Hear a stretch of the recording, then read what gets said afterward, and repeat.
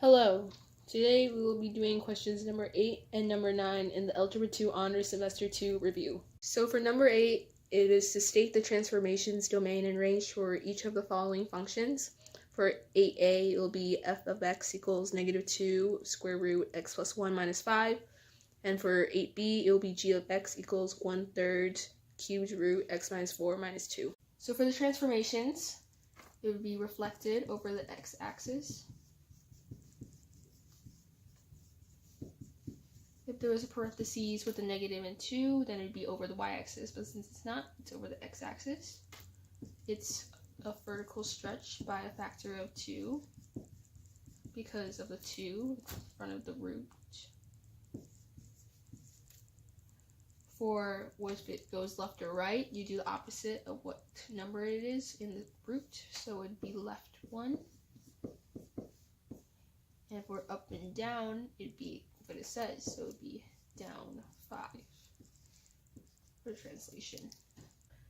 So for the domain and range, since it is a square root and not a cubed root, we know the domain is going to be the horizontal translation and then infinity. So for domain, we went left 1, so it would be -1, comma, infinity. You use the brackets because it hits exactly -1. It is actually a value, while this is infinity because you technically never reach infinity.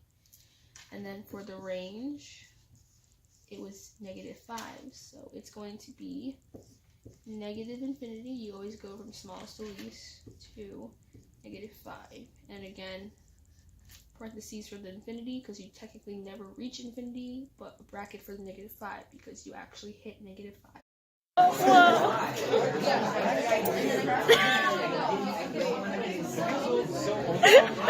So for 8b, we're looking for the same stuff as 8a. So for the transformations, there's no negative sign, so there's no reflection. There is a vertical shrink by a factor of 1/3.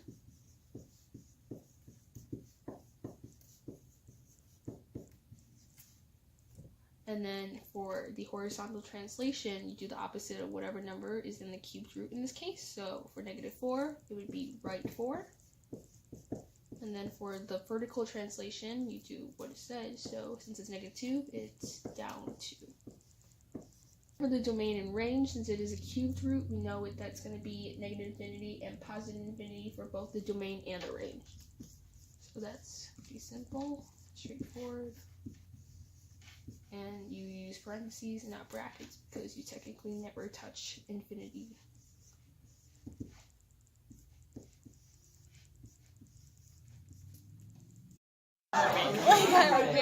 So for 9, it's state the transformations and the equations of any asymptotes for each of the following functions. For 9a, f of x equals 2 over x minus 5 plus 2. And for 9b, g of x equals -1 over x plus 2 minus 8. So for the transformations for 9a, the vertical stretch is the number on top for the fraction. So for here, the vertical stretch will be by 2 because of the 2 here. And then there's no reflection because there's no negative sign. And then for the translations, the horizontal translation is the one attached to x, and you still do the opposite of what it is. So since it's -5, it would be right 5. And then for the vertical translation, it's just a number that's by itself. So it would be up 2. So for the asymptotes, in order to find your vertical asymptote, you just set your denominator to 0. So x minus 5 equals 0. So x would then be 5. And that's your vertical asymptote. And then for your horizontal asymptote, if there's a number here, that's what it is. So pi equals 2, and that's your horizontal asymptote. So for 9b, there's a negative sign, so it's a reflection over the x-axis. And there's no parentheses with the negative and the fraction, so it's not over the y-axis.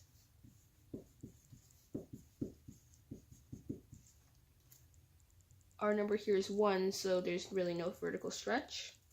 And then for a horizontal translation, it's the opposite of whatever number is at the bottom for the denominator. So instead of positive 2, it's going to be left 2. And then for vertical translation, it's whatever number is here. So negative 8 means down 8. And then for our asymptotes, the same thing as 9a. For our vertical asymptote, it's just setting the denominator to 0. So our vertical asymptote would be negative 2. And then since the number is right here, our horizontal asymptote would be negative 8.